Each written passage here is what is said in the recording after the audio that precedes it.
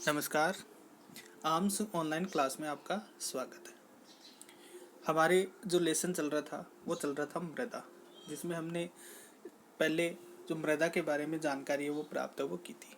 ठीक है, आज हम मृदा का वर्गीकरण के बारे में अध्ययन वो करेंगे, जिसमें से मृदा का वर्गीकरण के बारे में जलोढ़ मृदा है, इसके बारे में हमने पहले ही इसका वर्णन है या फिर इसका जो पहले ही इसका अध्ययन है वो कर लिया था। ठीक है, आज हम काली मिट्टी और जो बाकी मिट्टी है उनके बारे में जानकारी है वो प्राप्त है वो करेंगे। ठीक है, तो देखिए, मृदा का वर्गीकरण है वो मुख्य रूप से 8 भागों के अंतर्गत है वो बांटा गया है। हमारे भारत के अंतर्गत मृदा का वर्गीकरण कितने भागों में बांटा गया है? 8 भागों के अंतर्गत इसको बांटा गया है। पहला है जलोढ़ मृदा, दूसरा है काली मृदा, तीसरा है लाल और पीली मृदा, चौथा है लेटेराइट मृदा, पांचवा है शुष्क मृदा, छठा है लवणीय मृदा, सातवां है पीटमय मृदा और आठवां है वन मृदा। ठीक, तो आज हम दूसरी मृदा देखते हैं, काली मृदा। कि काली मृदा है वो किस प्रकार से हमारे भारत के अंतर्गत है वो पाई जाती है। देखिए, काली मृदा है वो दक्कन के पठार के अधिकतर भागों के अंतर्गत है वो पाई जाती है। कहाँ पे पाई जाती है? ये दक्कन के पठार के अंतर्गत है वो काली मृदा है वो पाई जाती है। इसमें महाराष्ट्र के कुछ भाग है वो इसके अंतर्गत सम्मिलित है वो किए जाते हैं। जैसे महाराष्ट्र के कुछ भाग है वो काली मृदा के अंतर्गत है वो सम्मिलित है वो किए जाते हैं। ठीक है, महाराष्ट्र के भाग, गुजरात, आंध्र प्रदेश तथा तमिलनाडु आदि कई भाग है वो इसके अंतर्गत है वो सम्मिलित है वो किए जाते हैं। मतलब गुजरात के साथ साथ है वो आंध्र प्रदेश, तमिलनाडु के भाग भी इसके अंतर्गत है वो सम्मिलित है वो किए जाते हैं। गोदावरी और कृष्णा नदियों के ऊपरी भागों और दक्कन के पठार के उत्तर पश्चिमी भागों में गहरी काली मृदा है वो पाई जाती है। ठीक है, तो देखो, गोदावरी नदी के अंतर्गत और कृष्णा नदी के ऊपरी भागों के अंतर्गत, मतलब जो गोदावरी नदी और जो कृष्णा नदी है, इनके जो ऊपरी भागों में यह मिट्टी है वो गहरी काली मिट्टी है वो पाई जाती है। इन मृदाओं को हम रेगर के नाम से भी जानते हैं। किसको? मतलब काली मृदा का दूसरा नाम क्या है? काली मृदा का रेगर नाम से जाना जाता है।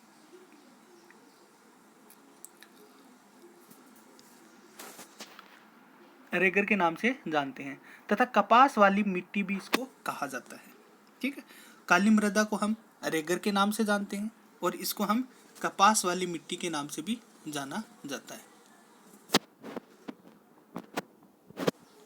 एक तो रेगर के नाम से जानते हैं इसको और एक कपास वाली मिट्टी के नाम से भी जाना जाता है। क्यों? क्योंकि इसके अंतर्गत सबसे ज्यादा कपास की खेती है वो की जाती है काली मृदा के अंतर्गत। आमतौर पर काली मृदा है वो मरणमय यानी कि गहरी और अपारमय है वो मानी जाती है। ये मृदाएं गिल्ली होने पर ये क्या करती है? फूल जाती है। ठीक है, गिल्ली होने पर क्या करती है? ये मृदा है वो फूल जाती है और चिपचिपी सी है वो हो जाती है। ठीक है, तो मतलब काली मृदा है वो जब गीली हो जाती है तो क्या हो जाती है? ये मृदा है वो फूलने की आकृति के समान है वो दिखाई देती है। और जब इनको हाथों में लेते हैं या फिर जब इनको इन मिट्टी को हाथों में लेते हो तो ये मिट्टी क्या करती है? हमारे हाथों के अंतर्गत है वो चिप जाती है, या मतलब इसको चिपचिपी मिट्टी के नाम से भी इसको जानते हैं। ठीक, सूखने पर ये क्या करती है? ये मिट्टी है सूखने पर है वो सिकुड़ जाती है और इस प्रकार ये शुष्क मृदा में, इन मृदाओं में चौड़ी दरारें है वो पड़ जाती है। जब ये मिट्टी है जो सूख जाती है काली मृदा, तो इनके अंतर्गत जो चौड़ी चौड़ी दीवार है, दीवारों से है वो बन जाती है और इस प्रकार शुष्क मृदा में, इन मृदाओं में चौड़ी दरारें है वो पड़ जाती है और इस समय ऐसा प्रतीत होता है कि जैसे इसके अंतर्गत स्वतः ही बुआई है वो की गई है या फिर जुताई है वो हो गई है। किसके अंतर्गत? काली मृदा के अंतर्गत। नमी के धीमे अवशोषण और नमी के क्षण की इस विशेषता के कारण काली मृदा में एक लंबी अवधि तक है वो नमी है वो बनी रहती है। इसके कारण फसलों को, विशेष रूप से वर्षाधीन फसलों को, शुष्क ऋतु में भी नमी है वो मिलती है वो रहती है। किसके अंतर्गत? काली मृदा के अंतर्गत। ठीक है, और वे फलती फूलती है वो रहती है। फलती फूलती यानी कि काली मृदा है वो फलती और फूलती रहती है और इसके अंतर्गत जो फसलें उगाई जाती है वो भी क्या करती है? फलती फूलती है वो रहती है।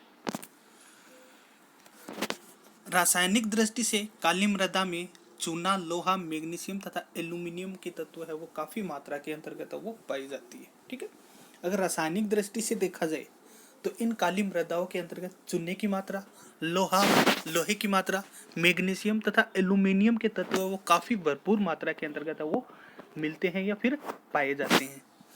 इसमें पोटास की मात्रा भी है वो कुछ मात्रा के अंतर्गत, इसके अंतर्गत पोटास की मात्रा भी है वो मिलती है काली मृदा में, लेकिन इनमें फास्फोरस, नाइट्रोजन और जैविक पदार्थों की कमी है वो होती है काली मृदा के अंतर्गत। इस मृदा का रंग है वो गाढ़े मतलब गहरे गाढ़े काले रंग का और स्लेट रंग के बीच स्लेटी रंग के बीच की विभिन्न भाषाओं के अंतर्गत इसका विभिन्न अभाव के अंतर्गत है वो इसका रंग है वो होता है, किसका? काली मृदा का। ठीक है, तो देखो काली मृदा के अंतर्गत रासायनिक दृष्टि से देखा जाए तो इसके अंतर्गत चूना, लोहा और मैग्नीशियम और एल्यूमिनियम के तत्व है वो काफी मात्रा के अंतर्गत वो देखने को या मतलब काफी मात्रा के अंतर्गत वो पाए जाते हैं। पोटास की मात्रा भी इसके अंतर्गत मिलती है, लेकिन इसमें फास्फोरस और नाइट्रोजन जैसे पदार्थों की कमी है वो होती है। इस मृदा का रंग है वो गाढ़ी मतलब गहरी काली और स्लेटी रंग के बीच के विभिन्न अभाव वाली वो होती है। ठीक है, तो ये है हमारी काली मृदा, वो इस तरीके से वो पाई जाती है भारत के अंतर्गत। ठीक है, अब जो तीसरी जो मिट्टी रहेगी हमारी, तीसरी मिट्टी रहेगी लाल और पीली मृदाएं। देखिए लाल और पीली मृदाएं, देखो लाल मृदा का विकास है वो दक्कन के पठार के पूर्वी तट पर तथा दक्षिणी भाग में वर्षा वाले क्षेत्रों के अंतर्गत वो सबसे ज्यादा देखने को मिलता है। ठीक है, देखो लाल मृदा जो मतलब ईंट का जो रंग होता है उसकी तरह है वो लाल मृदा का रंग है वो पाया जाता है। लाल मृदा का विकास है वो दक्कन के पठार के पूर्वी भाग तथा दक्षिणी भाग में कम वर्षा वाले उन क्षेत्रों के अंतर्गत है वो पाई जाती है जहां रवेदार आग्नेय चट्टानें वो मिलती है। पश्चिमी घाट के गिरिपथ क्षेत्र की एक लंबी पट्टी में लाल दुम्मट मृदा है वो पाई जाती है। कहाँ पे? पश्चिमी भागों के अंतर्गत। पीली और लाल मृदाएं उड़ीसा तथा छत्तीसगढ़ के कुछ भागों के अंतर्गत, कुछ भागों और मध्य प्रदेश के मैदानी क्षेत्रों के अंतर्गत मतलब दक्षिणी भागों के अंतर्गत वो पाई जाती है।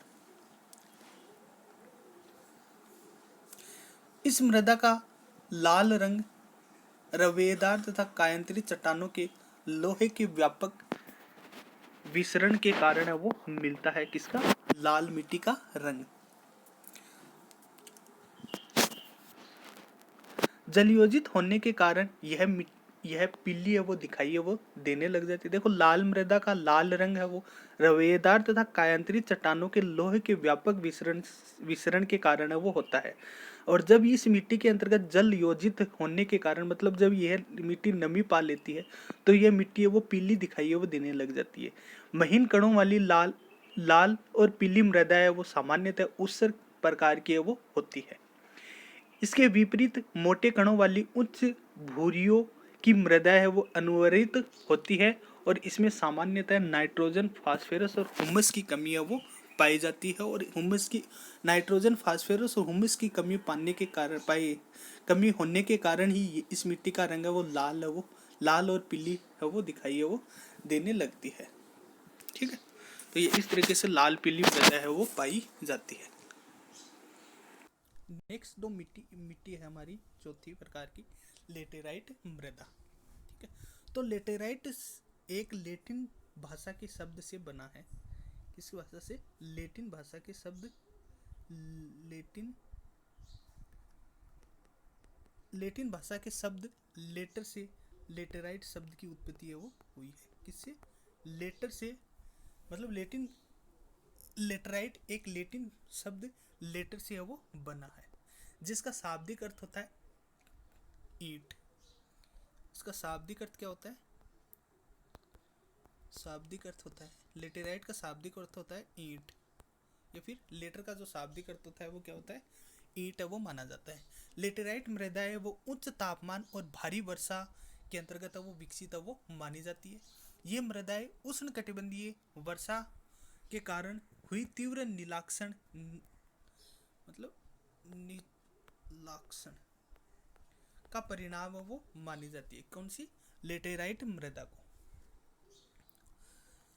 वर्षा के साथ चूना और सिलिका की वर्षा के साथ चूना और सिलिका तो निलाक्षित हो जाती है तथा मतलब वर्षा के साथ वो वर्षा के जो साथ है मतलब चूना और सिलिका ये क्या करते हैं? बह जाती है तथा लोहे के ऑक्साइड और एल्यूमिनियम के यौगिक से भरपूर मृदा है वो शेष है वो रह जाती है।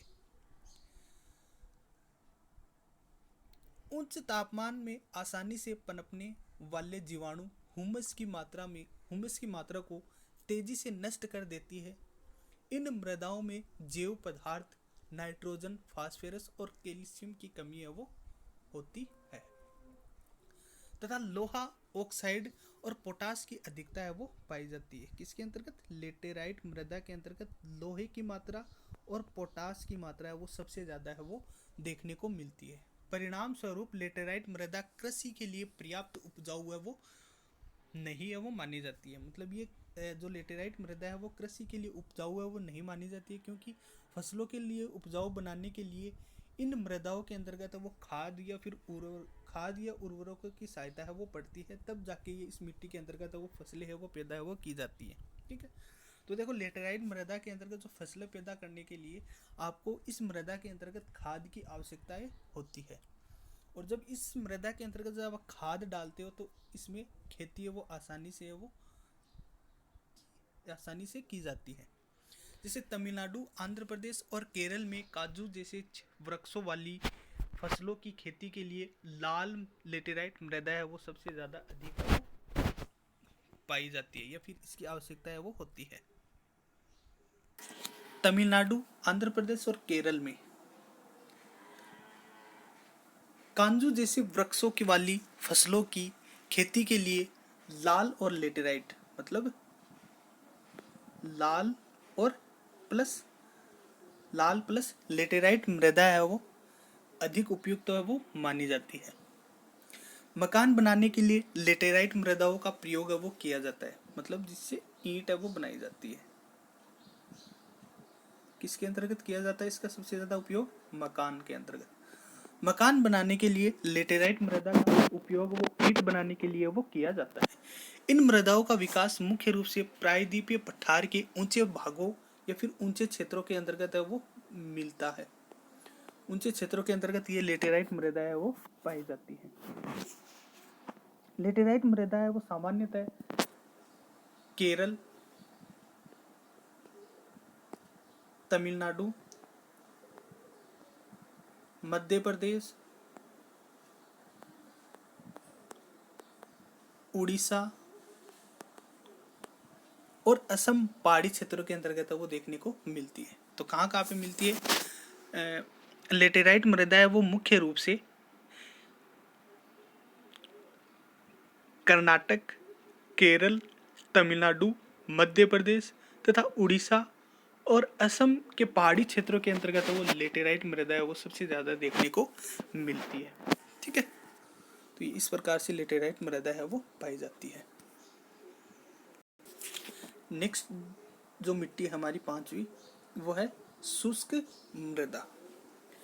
देखो शुष्क मृदा का रंग है वो लाल से लेकर किशमिश जैसा है वो होता है, मतलब इसका रंग है लाल और किशमिश। इस प्रकार से इसका रंग है वो दिखाई देता है।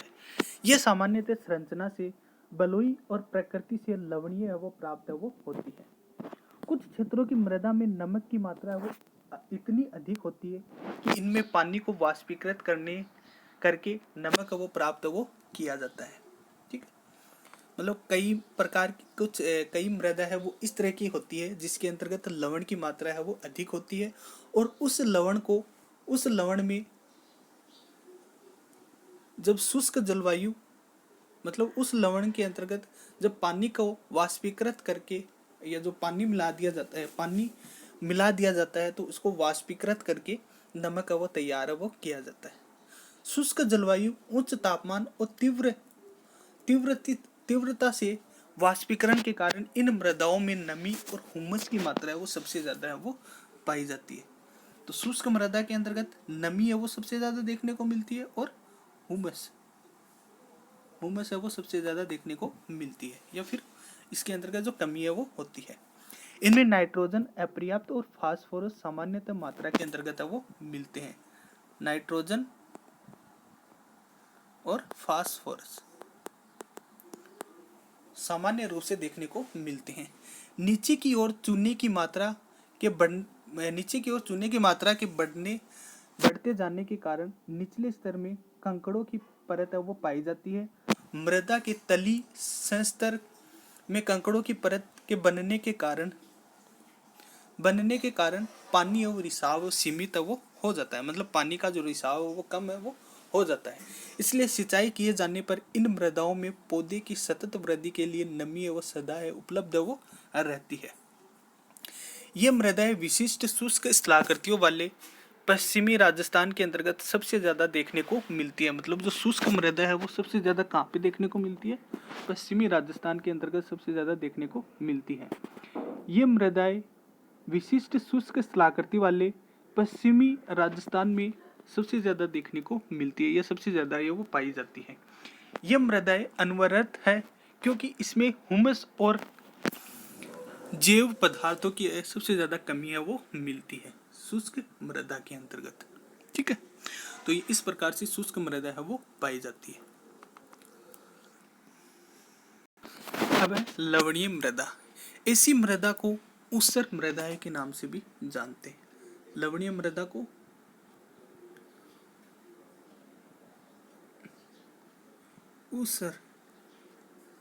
लवणीय मृदा को ऊसर मृदा के नाम से भी जाना जाता है। लवण मृदा में सोडियम, पोटेशियम और मैग्नीशियम का अनुपात है वो अधिक है वो रहता है। मतलब इसके अंतर्गत सोडियम की मात्रा है वो सोडियम, पोटासियम, इनकी मात्रा है वो सबसे ज्यादा देखने को मिलती है, या फिर इनकी मात्रा है वो होती है। अतः ये अनवरत होती है और इनमें किसी भी प्रकार की वनस्पति है वो नहीं उगाई है वो जाती है। मतलब लवणीय मृदा के अंतर्गत किसी भी प्रकार की वनस्पति का है वो पनपना वर्जित है वो माना जाता है। लवणीय मृदा के अंतर्गत वनस्पति है वो नहीं उगती है। मुख्य रूप से शुष्क जलवायु और खराब अपवाह के कारण इसमें लवणों की मात्रा है वो अधिक होती है, और ये मृदाएं शुष्क और अर्ध शुष्क तथा जलाक्रांत क्षेत्रों और अनूपों के अंतर्गत वो पाई जाती है। कहाँ पे? शुष्क क्षेत्र के अंतर्गत और अर्ध शुष्क के अंतर्गत। इन क्षेत्रों के अंतर्गत वो लवणीय मृदा है वो देखने को मिलती है। इसकी संरचना बलुई से लेकर दोमट तक है वो होती है। इसमें नाइट्रोजन और चूने की मात्रा है वो सबसे ज्यादा है वो सबसे ज्यादा इसके अंतर्गत कमी है वो होती है। किसकी? नाइट्रोजन और चूने की मात्रा की। लवण मृदाओं का अधिकतर प्रसार पश्चिमी गुजरात, पूर्वी तट के डेल्टाई और पश्चिमी बंगाल के सुंदरवन डेल्टाओं के अंतर्गत है वो इसका सर्वाधिक विस्तार है वो देखने को मिलता है। कच्छ के रण में दक्षिणी पश्चिमी मानसून के साथ नमक के कण है वो आते रहते हैं, जो एक पपड़ी के रूप में ऊपरी सतह पर जमा है वो हो जाती है। मतलब ये लवण की भांति है वो दिखाई है वो देने लग जाती है। डेल्टा प्रदेश में समुद्र जल से भर जाने से लवण मृदाओं के विकास को बढ़ावा वो मिलता है। अत्यधिक सिंचाई वाले गहन कृषि के क्षेत्र में, विशेष रूप से हरित क्रांति वाले क्षेत्रों में उपजाऊ जलोढ़ मृदा भी है वो लवणीय मृदा है वो होती है। मतलब उसके अंतर्गत जो लवण की मात्रा है वो कम है वो पाई जाती है।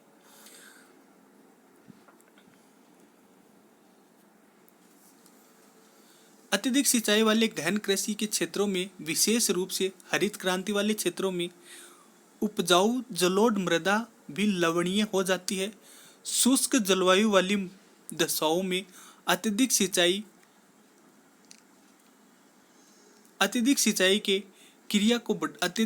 को बढ़ावा देती है। इसके परिणाम स्वरूप नमक ऊपर की ओर बढ़ता है और मृदा की सबसे ऊपरी परत में नमक है वो जम है वो जाता है। मतलब नमक की मात्रा है वो जमती रहती है। और इस प्रकार के क्षेत्रों में, विशेष रूप से पंजाब और हरियाणा में मृदा है वो देखने को मिलती है। मतलब इन क्षेत्रों के अंतर्गत लवणीय मृदा है वो देखने को मिलती है। कहाँ कहाँ पे? पंजाब और हरियाणा के क्षेत्रों के अंतर्गत। ठीक है। बाकी मृदाएं वो हमारी एक तो पीठमेय मृदा है और एक वन मृदा है। ये दो मृदाओं के वर्गीकरण के अंतर्गत है वो रह गई थी।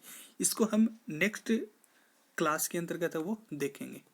नेक्स्ट क्लास में हम पीठमेय मृदा और वन मृदा इनके बारे में अध्ययन करके फिर बाद में मृदा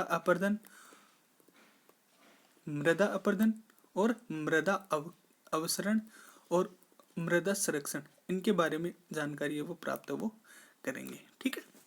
तो आज के लिए इतना ही। मिलते हम नेक्स्ट वीडियो में